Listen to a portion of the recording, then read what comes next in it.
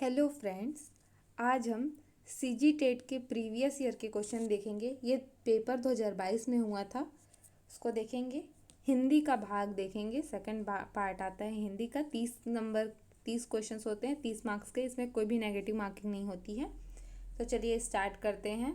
इससे हमें तैयारी करने में मदद मिलेगी ताकि हम पेपर के पैटर्न को समझ सके, उसके अनुरूप अपनी तैयारी कर सके। तो चलिए स्टार्ट करते हैं।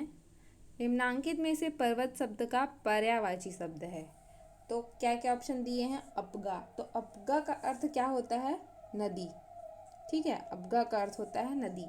नेक्स्ट है अंचल। अंचल का अर्थ होता है क्षेत्र।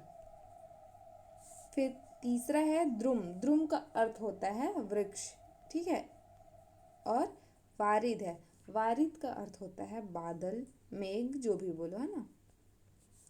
तो इससे हमको देख के ये समझ में आता है कि ये चारों में से कोई भी पर्वत का पर्यायवाची शब्द नहीं है। इसलिए इस क्वेश्चन को व्यापम ने विलोपित कर दिया है। ठीक है, ये क्या हो गया है? 31वां जो क्वेश्चन है वो विलोपित कर दिया गया है। फिर 32वां क्वेश्चन है, निम्नलिखित में से पानी का पर्यायवाची शब्द नहीं है। तो अम्बु है, मेघ पुष्प भी है, नीर भी है। सर क्या है? ये पर्यायवाची शब्द नहीं है पानी का। अब नेक्स्ट क्वेश्चन देखते हैं। नीचे दिए गए वाक्यों में से एक सही वाक्य है। सही वाक्य का चयन कीजिए। तो क्या दिया है? पहला है आपका आशीर्वाद आवश्यक है। आपका आशीर्वाद आवश्यक है। आपके आशीर्वाद की आवश्यकता है। आपकी आशीर्वाद आवश्यक है या आपका आशीर्वाद आवश्यकीय है। तो इसका सही आंसर है आपका आशीर्वाद आवश्यक है। Option number A. यहाँ पे कुछ क्वेश्चंस में पहले से ही टिक हैं, दो टिक हैं, या जो भी टिक हुए हैं वो ज़रूरी नहीं है कि वो सही हैं। तो मैं जो बताऊंगी आप उसी आंसर को करेक्ट लीजिएगा। ठीक है। तो इसका हो जाएगा आपका आशीर्वाद आवश्यक है। 34वां है, नीचे एक वाक्य दिया गया है। इसका दिए गए विश्लेषण बिंदुओं के आधार पर सही विश्लेषण पहचानिए। क्या वाक्य दिया है देखते हैं। भारतीय टीम ने टॉस जीता और बल्लेबाजी प्रारंभ की। ये हम वाक्य देख लिए। अब चलिए इसका विश्लेषण देखते हैं। विश्लेषण बिंदु है विश्लेषण। उद्देश्य का विस्तार क्या है? यहाँ पे सब में भारतीय कॉमन है, मतलब यहाँ से हम कुछ नहीं कर सकते। अब इस वाक्य में कर्ता क्या है? अब क्या है? कर्ता। तो जीता तो कोई कर्ता होता नहीं है ना। जो कर्ता है वो करने वाला है। यहाँ पे कर्ता कौन है? टीम है, भारतीय टीम। ये क्या है? कर्ता है। तो हमारे कर्ता में यहाँ पे क्या है? टीम। बस यही दिखने को मिल रहा है। जीता प्रारंभ की या टॉस बल्लेबाजी, ये कोई भी कर्ता नहीं है। तो यहीं से हमको समझ में आ जा रहा है कि इसका आंसर क्या हो जाएगा? बी हो जाएगा। आप आगे भी देख सकते हैं। ठीक है। कर्म क्या था? उनको बल्लेबाजी करना था, ये उनका काम है ना। और क्रिया क्या हुई? वो जीते। तो इसको आप लोग एक बार पढ़ लीजिएगा और बाकी क्लियर है। फिर है, कभी कभी बच्चे इस तरह के प्रश्न पूछ लेते हैं कि हम बड़े भी बगले झांकने लगते हैं। तो इस वाक्य में बगले झांकना मुहावरे का अर्थ क्या होगा? तो बगले झांकना मतलब निरुत्तर हो जाना। ठीक है, ये उसका अर्थ होता है। नेक्स्ट क्वेश्चन, पहली बार स्कूल आने वाले बच्चे कोरी स्लेट होते हैं जिस पर सूचनाओं और ज्ञान भरना स्कूल का दायित्व है। इस कथन की पुष्टि के लिए तथ्य हैं। ये तथ्य हैं, आप बताओ कौन इसकी पुष्टि करता है? यह प्रचलित मान्यता है जो लगभग सत्य है। ये पहला है। दूसरा है, बच्चे अपने आसपास से बहुत से अनुभव और ज्ञान लेकर आते हैं। तीसरा है, यह कथन सभी बच्चों पर लागू नहीं होती। चौथा है, शैक्षिक जगत में कोई भी सर्वमान्य परिभाषा इस संबंध में नहीं है। तो इसका आंसर हो जाएगा ए। Option number A. यह प्रचलित मान्यता है। हम जनरली मानते ही हैं कि बच्चे कोरी स्लेट होते हैं और वो स्कूल आकर ही सीखते हैं। तो ये क्या है? लगभग सत्य है। वैसे बच्चे अपने आसपास के अनुभव से भी सीखते हैं, लेकिन ये क्या है, प्रचलित मान्यता है और जो कि लगभग सत्य है। तो इसका ज़्यादा सेटिस्फाइंग आंसर हो गया ऑप्शन नंबर ए। फिर नेक्स्ट क्वेश्चन है, गरिमा कक्षा 2 में पढ़ती है, वह हर शब्द का उच्चारण अशुद्ध रूप से करती है। महिमा उसकी शिक्षिका है, वह बहुत ही संवेदनशील है। कक्षा के प्रत्येक बच्चों को वह बहुत प्यार करती है। उनकी गलतियों पर डांटती नहीं बल्कि प्यार से समझाती भी है। महिमा के प्रयास से गरिमा धीरे धीरे शुद्ध उच्चारण करना सीख गई। इससे यह सिद्ध होता है कि गरिमा की प्रारंभिक अवस्था में उच्चारण दोष होने का कारण रहा। पहले वो नहीं बोल पाती थी, मतलब उच्चारण उसका अशुद्ध होता था। फिर वो धीरे धीरे शुद्ध उच्चारण करना सीख गई। तो इसका आंसर क्या हो सकता है, आप लोग कमेंट में बताइएगा आपको क्या लगता है। वैसे इसका आंसर व्यापम ज्ञान का अभाव लिया है, लेकिन ये इसको आप लोग एक बार देख के बताइएगा क्या हो सकता है आपके हिसाब से। नेक्स्ट क्वेश्चन देखते हैं हम, निम्नांकित में से कौन सा शब्द सदैव स्त्रीलिंग में ही प्रयुक्त होता है। कौन सा शब्द है जो स्त्रीलिंग में हमेशा प्रयुक्त होता है, वो है बनावट। बनावट हमेशा स्त्रीलिंग में ही प्रयुक्त होता है। नेक्स्ट क्वेश्चन,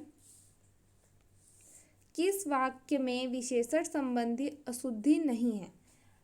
इसको आप लोग अच्छे से क्वेश्चन पढ़ना, यहाँ पे अशुद्धि नहीं है बोला है, ठीक है। तो कहीं से खूब ठंडा बर्फ लाओ। सेकंड, आप जैसा अच्छा सज्जन मैंने नहीं देखा। वहाँ ज्वर की सर्वोत्कृष्ट चिकित्सा होती है। तो यहाँ पे कोई भी अशुद्धि नहीं है। तो ये हो जाएगा सी, इसका आंसर हो जाएगा वहाँ ज्वर की सर्वोत्कृष्ट चिकित्सा होती है, ठीक है। और वैसे ये डी दिया हुआ है तो गोपनीय और रहस्य एक साथ ही है, वही मीनिंग है, तो ये नहीं होगा, है ना। आंसर क्या हो जाएगा, सी हो जाएगा। फिर नेक्स्ट क्वेश्चन देखते हैं, मनुष्य और जानवरों की भाषा में अंतर होने का प्रमुख कारण है। मनुष्य और जानवरों की भाषा अलग होती है, क्यों होती है, क्योंकि मानव मस्तिष्क का अधिक विकसित होना। मानव मस्तिष्क क्या होती है, अधिक विकसित होती है, इसीलिए इनकी भाषाओं में अंतर होता है। और यही उसके प्रमुख कारण है कि मानव मस्तिष्क क्या होती है, अधिक विकसित होती है। फिर नेक्स्ट क्वेश्चन देखते हैं, प्राथमिक स्तर पर बच्चों की मौखिक अभिव्यक्ति के विकास में सबसे अधिक प्रभावी गतिविधि हो सकती है। चित्र दिखाकर, कहानी कहलवाना, कहानी को शब्दशः दोहराना, घटना का वर्णन करना या कहानी को अपनी बोली भाषा में कहना। तो कहानी को अपनी बोली भाषा में कहना, यही मौखिक अभिव्यक्ति के विकास का सबसे प्रभावी गतिविधि है, ठीक है। ये हो जाएगा। इसके बाद हम लोग को एक गद्यांश दिया हुआ है, इससे हम 42, 43 और 44 नंबर के क्वेश्चंस को हल करेंगे। तो आप लोग इसको एक बार पढ़िए, ये जो गद्यांश दिया हुआ है, उसके बाद हम ये 3 क्वेश्चंस को आप सॉल्व करने के प्रयास करना। मैं आपको ये डायरेक्ट क्वेश्चन बता दे रही हूँ, अभी इसका आंसर क्या होगा आप लोग एक बार पढ़ लेना गद्यांश को और उत्तर खोजने की प्रयास करना। तो 42वां क्वेश्चन है, उपयुक्त गद्यांश के माध्यम से लेखक ने पाठकों में क्या बतलाया है। तो लेखक ने बताया है कि जीवन में प्रेम का महत्व, इसको इसमें लेखक ने बताया है। नेक्स्ट क्वेश्चन, लेखक के अनुसार किस भोजन के न मिलने अथवा दूषित भोजन मिलने से सारी कमजोरियां उत्पन्न होती है। तो आध्यात्मिक भोजन है, ठीक है। फिर नेक्स्ट क्वेश्चन, लेखक के अनुसार हमें कलाकार से क्या प्राप्त होता है। तो कलाकार से हमें सौंदर्य की अनुभूति और प्रेम की उष्णता प्राप्त होती है, ये लेखक के अनुसार, ठीक है। ये इस गद्यांश से हमको पढ़ के समझ में आएगा। ये इसके हो गए गद्यांश से, हमें यही 3 क्वेश्चन सॉल्व करने थे। अब मैं 45वां क्वेश्चन बताती हूँ, स्कूल की भाषा और घर की भाषा में अंतर होने से क्या होता है देखते हैं। तो बच्चे पुस्तक नहीं पढ़ पाते, ऐसा तो नहीं होता है। बच्चे को लिखने में कठिनाई होती है, ऐसा भी नहीं होता है। भाषा सीखने में बच्चों को समस्या होती है। ठीक है, ये है। ठीक है, भाषा सीखने में क्या होती है, बच्चों को समस्या होती है। 46वां है, कौन सा प्रश्न कक्षा में बहुभाषिकता को परिभाषित करता है? सही सही उच्चारण, सॉरी, ठीक है, कौन सा प्रश्न कक्षा में बहुभाषिता को परिभाषित करता है? तो ए है, तुम्हारी बड़ी बहन का क्या नाम है? अच्छी लगने वाली माँ को क्या कहते हैं? तुम्हारे घर में तुमने क्या खाया? या माँ को अपनी अपनी भाषा में क्या कहते हैं? तो माता को ही हम लोग अपनी अपनी भाषा में अनेक बोल वर्ड का यूज़ करते हैं, है ना, इसीलिए इसको बहुभाषिता को परिभाषित करता है। कोई माँ बोलता है, कोई मम्मी बोलता है, कोई मॉम बोलता है, कोई आई बोलता है, कोई अम्मी बोलता है। ठीक है, तो ये क्या होता है, बहुभाषिता को परिभाषित करता है। फिर 47वां क्वेश्चन देखते हैं, प्राथमिक स्तर में पढ़ने का अभिप्राय है। तो सही सही उच्चारण करना। भाई प्राथमिक स्तर में बच्चा पढ़ेगा तो जरूरी नहीं है वो सही सही उच्चारण करे। ठीक है, पढ़ने के नियम को जानना, ये भी नहीं है। पढ़ते समय हज्जे कर सही शब्द बनाना, ये भी नहीं है। पढ़कर अर्थ ग्रहण करना, ये बहुत महत्वपूर्ण है कि हम जो भी पढ़ रहे हैं उसको हमें उसका अर्थ समझ में आना चाहिए। फिर नेक्स्ट क्वेश्चन, तो इसका आंसर क्या हो जाएगा, पढ़कर अर्थ ग्रहण करना। ठीक है, फिर 48वां क्वेश्चन है, निम्नांकित में से कौन सा प्रश्न बच्चों की भाषाई क्षमता के विकास में सबसे अधिक सहायक है? तो बछड़ा अपनी माँ के पास कब गया? उसने अपनी माँ से क्या क्या बातें की होंगी? ठीक है, ये पहला हो गया। दूसरा देखते हैं, राम तुम्हारे पिताजी का क्या नाम है? तीसरा, प्रिया तुम्हारी सबसे अच्छी सहेली का नाम क्या है? और डी है, हरी घास शब्द का इस्तेमाल करते हुए एक वाक्य बनाओ। इसका आंसर हो जाएगा ऑप्शन नंबर ए, बछड़ा अपनी माँ के पास कब गया। ठीक है, उसने अपनी माँ से क्या क्या बातें की होंगी, ये इसका आंसर हो जाएगा ऑप्शन नंबर ए। फिर नेक्स्ट देखते हैं, ये सहायक शिक्षक का बैच चल रहा है। ठीक है, ये 10 अगस्त से इसका टेस्ट प्रारंभ हो गया है। आप अभी भी ज्वाइन कर सकते हैं, बाकी आपको टेस्ट मिल जाएंगे। इसमें 55+ टेस्ट होने हैं। ठीक है, 55+ टेस्ट होगा, रिवीजन होगा, PDF नोट्स प्रोवाइड किए जाएंगे, टारगेट दिए जाएंगे आपको कि आप इस टॉपिक को तैयार करें, उससे रिलेटेड क्वेश्चंस आएंगे और पूरे सिलेबस के अनुरूप एक एक पॉइंट को कवर किया जाएगा इसमें। और इसके साथ ही रिजल्ट दिया जाएगा, रैंक दिया जाएगा। आपको जो आंसर सीट होगी आपकी, उसको आप प्रिंट कर एज अ PDF में सेव भी करके रख सकते हो, ताकि आप उसको दोबारा रिवीजन कर सको। ठीक है, और इसका रजिस्ट्रेशन अभी इसमें 50% ऑफ भी चल रहा है, तो आप लोग इस ऑफ़र का लाभ उठाइए और जल्दी से इसमें रजिस्ट्रेशन करवाइए और अपना सहायक शिक्षक जल्दी से बन जाइए। ठीक है, और अगर आपको इससे रिलेटेड कोई भी जानकारी चाहिए तो आप इस नंबर पे 75 83 86 44 61 इस नंबर पे आप व्हाट्सअप करके इससे रिलेटेड जो भी डिटेल्स चाहिए या जो भी क्वेरी होगी आप पूछ सकते हैं। ये सहायक शिक्षक का बैच है। इसके साथ ही हम शिक्षक वर्ग 2 के लिए भी बैच आया हुआ है। ये कला और विज्ञान दोनों समूहों के लिए आया हुआ है।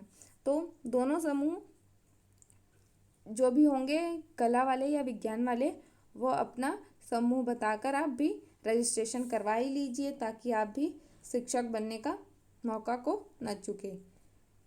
क्योंकि आप जब तक टेस्ट नहीं देंगे आप अपना आकलन नहीं कर पाएंगे, इसलिए आपको टेस्ट देना भी बहुत ज़रूरी है। साथ में आपको रैंक भी पता चलेगा, तो आप उस तरीके से अपनी तैयारी को भी और बेहतर बना सकते हैं।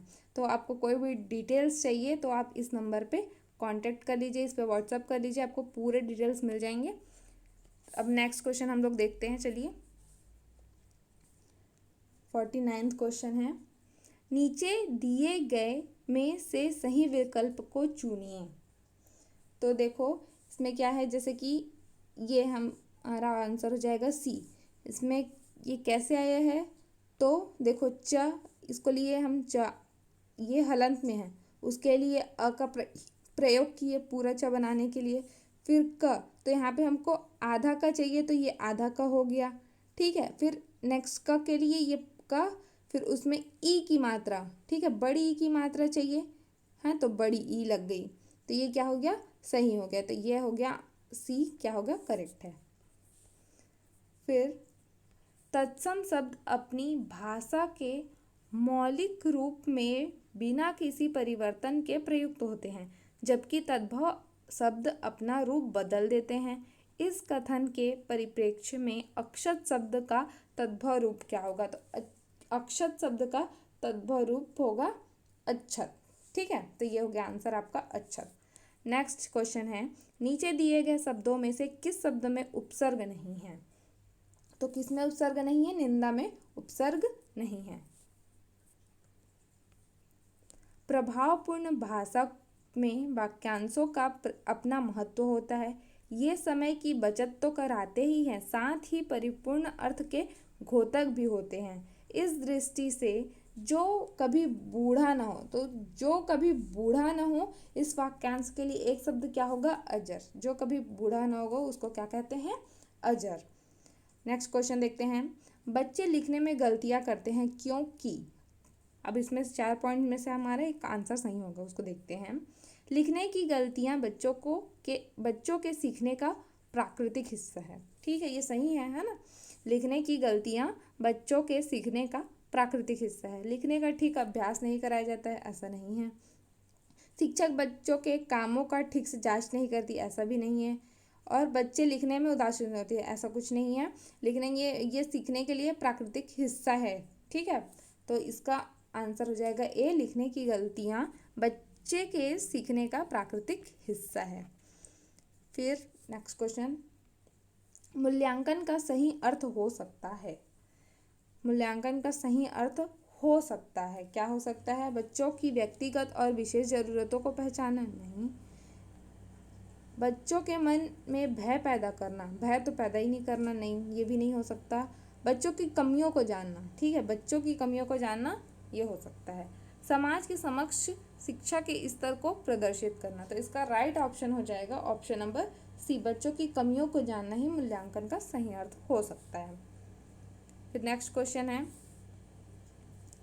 सामान्यतः बालक ध्वनि को सुनकर प्रतिक्रिया देना प्रारंभ कर देता है। जब बच्चे 6 से 7 महीने के होते हैं तभी बच्चे ध्वनि सुन के प्रतिक्रिया देना प्रारंभ कर देते हैं।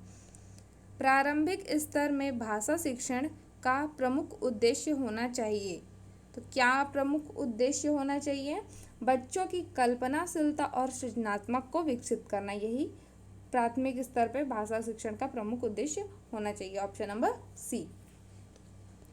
नेक्स्ट क्वेश्चन है, दिए गए रिक्त स्थानों के लिए सही विकल्प का चयन करें। तो जिन स्वरों के उच्चारण में ब्लैंक स्वर से लगभग 3 गुना समय लगता है उन्हें क्या कहते हैं, तो जिन स्वरों के उच्चारण में हर्ष स्वर, ठीक है, यहाँ पे क्या आ जाएगा, हर्ष स्वर से लगभग 3 गुना समय लगे उन्हें प्लुत स्वर कहते हैं। ये क्या आ जाएगा, इसका आंसर नंबर बी हो जाएगा।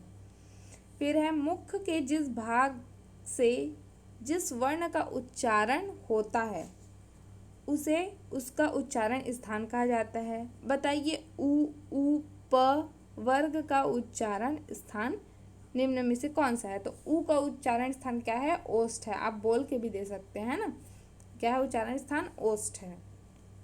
नेक्स्ट क्वेश्चन, पीताम्बर पीला कपड़ा, उसके आधार पर सही विकल्प चुनिए। तो ये पीताम्बर कौन सा समास है, तो ये क्या है, कर्मधारय समास है। ठीक है, अब नेक्स्ट क्वेश्चन, माता ने बालक को लड्डू से प्रसन्न किया। इस कथन में लड्डू से, ठीक है, लड्डू से क्रिया संपन्न होने का भाव प्रकट होता है, अतः जो शब्द क्रिया के साधन को प्रकट करता है उसे कौन सा कारक, यहाँ पे हमको कारक बताना है, तो लड्डू से अर्थात हमको से का कारक बताना है।